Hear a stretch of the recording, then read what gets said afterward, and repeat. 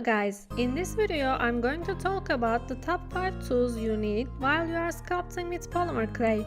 The first one is the crafting knife. You should really have this enormously sharp knife. If you have a razor blade knife at home, it also does the job. But this knife is sharper and stronger than any other blade knife that costs the same. I use it all the time, cutting myself accidentally on a regular basis. It comes with 5 spare knives that you can renew after it gets old, so it lasts a long time. The second one is the needle tool. I started sculpting with this 10 pieces basic set. The needle tool comes in this set, but if you don't have the money or you don't like to spend it on the tools that you are not likely to use, you can use any needle that you have at home.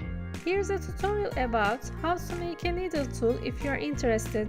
I use the needle tool while making eyes, hair and fingers. You can also create texture with it. The third one is dotting ball tool.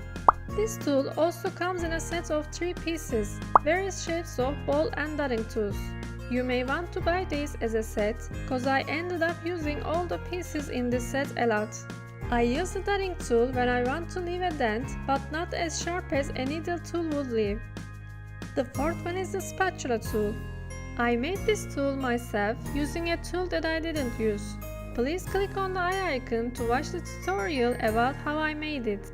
You can create a smooth surface with this tool. You can also create texture. The fifth one is the silicone tool. This also comes in a set.